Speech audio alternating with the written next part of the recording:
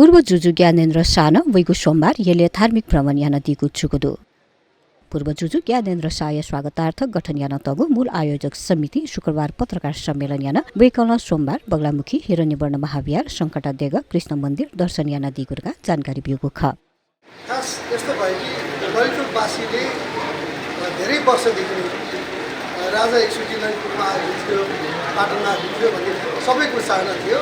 यो चाहना भएकोले सबै विभिन्न टिमहरूले चाहिँ मौसुमलाई चाहिँ यहाँ ल्याउन कोसिस गरिरहनु भएकै थियो र हुँदा सबैको मन बुझेर नै यो चाहिँ त्यस साथले नै भ्रमण चाहिँ गर्नुभयो। राजाप्रति हाम्रो सम्मान, उहाँप्रति हाम्रो आस्था, त्यसरी हाम्रो कुनै उद्देश्य छैन।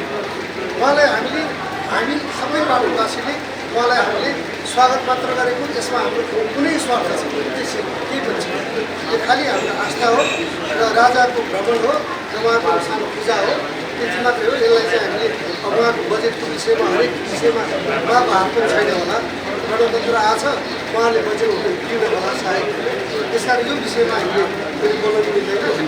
हाम्रो विचार के भने यस्तो कार्यक्रम गरेपछि अहिले गणतन्त्रवादी सरकारको पनि ध्यान आकर्षण हुन्छ र उहाँले पनि यस्तोमा बजेट छुट्याउनुपर्छ भन्ने विशेष ध्यान दियोस् र हाम्रो सांस्कृतिक धरोहरहरूमा सरकारको सबैको विशेष ध्यान जाओस् र यसलाई हाम्रो संस्कृतिलाई बचाइराखोस् भन्ने हाम्रो त्यो पनि विचार।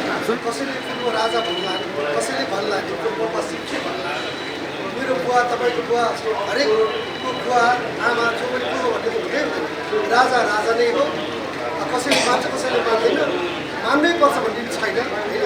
आफ्नो आस्था हो, जुन दिन उहाँहरूले बुझ्नुहुन्छ त्यो बेला अझ मान्नुहुन्छ। त्यही बुझ्ने नबुझ्ने आफ्नो तरिका हो।